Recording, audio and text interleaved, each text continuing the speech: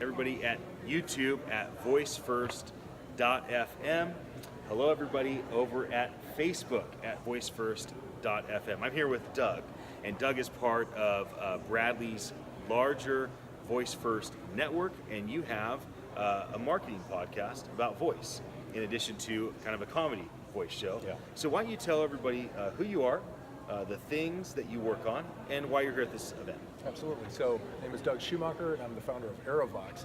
Aerovox is a voice and audio content studio, and we develop various voice and audio products and solutions, like anything from radio commercials to voice apps, obviously. And I have a podcast that's on Bradley's network. It's called Voice Marketing. It essentially takes a lot of what our service offering is and expands on that in a short form, 10 to 15 minute podcast. That's great. And then Homie and Lexy is kind of the labor of love, if you will. Yeah. It's the comedy podcast. It's a 2-minute short form comedy script, and it is essentially the idea of two bots who, these millennials own the bots, they live together. When the millennials leave the house, the bots start conspiring to conquer the world. That's hilarious. So Homie is the Google Assistant character, and Lexy obviously is the Amazon character. And so that's a 2-minute podcast.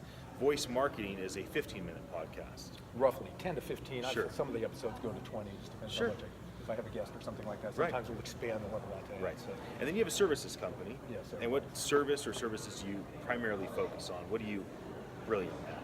So we're really taking the experience after the development part, after the technology, Yeah.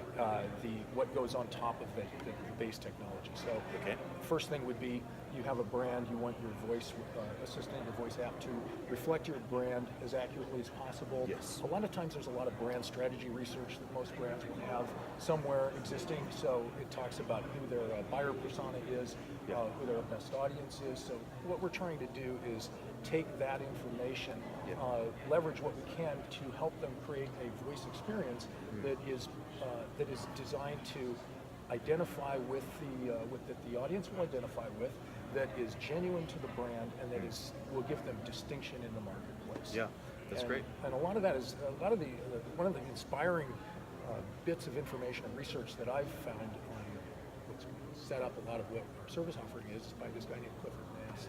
Yeah. He's a Stanford professor, no longer with us, RIP, but he's a brilliant guy who did a lot of research on the relationship between voice personalities and technology. Yeah. Essentially, he came up with this idea that's the media equation theory, which states that we tend to take personalities that we associate with people and project those onto technology. So That's a good point. So it really, I think, shows a lot of the importance for Yeah. creating a voice experience with Wow. distinct personality. Yeah. That makes sense. So last thing on today, and then we'll talk about the future tomorrow. How's this conference? What value are you getting from it? What are you hoping to get from it the next day and a half as we are kind of halfway through? Yeah. Well, one of the great things about any conference is, especially when you're in the digital age and it's a digital community, is you get to put the faces to the Twitter handles, That's right. if you will. So a lot of people that I've been talking to online for a number of months or years, Right. You get the chance to sit down and actually have a face-to-face, and that Right. always adds a nice dimension to it. Right.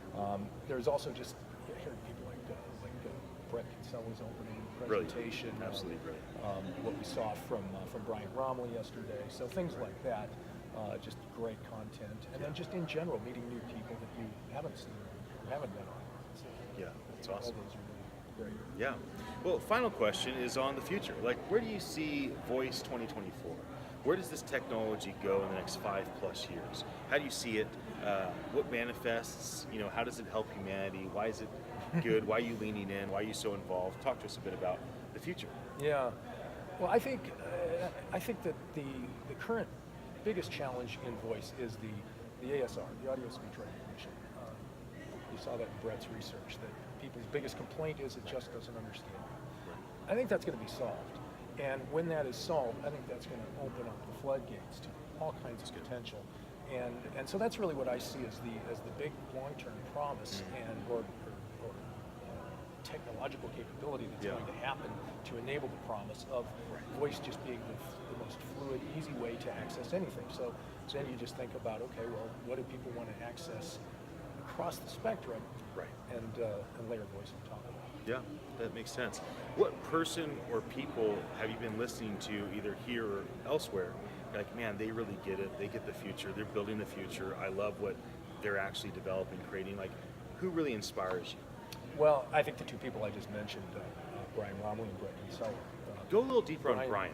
Well, Brian's got the. I mean, I know who he is, but maybe not everybody does. And I think not only is he an incredible futurist, he's also a very disciplined historian. So Yes. talk a bit about Brian and his impact on how you see the projection of the future of voice. Yeah, Brian is kind of, I guess, the moonshot, if you will. We were just talking about some really interesting stuff a few minutes ago. But I don't even know that I can totally process everything that Brian talks about. But it gives you this sense that there is enormous potential there, and I think he's a brilliant guy. He's one of the first people I've really heard who talks about how the future of voice is actually traces back to the very origins of our being as human beings. It's powerful. And so that's a big idea that I think you can only get a glimpse of what the potential is. Yeah. And you mentioned Brett, so let's kind of end on that. What do you think Brett, not only as an analyst that's kind of putting forth information and giving kind of some clarity to the media of voice, but there's a reality to when you speak forth things, those things are then created.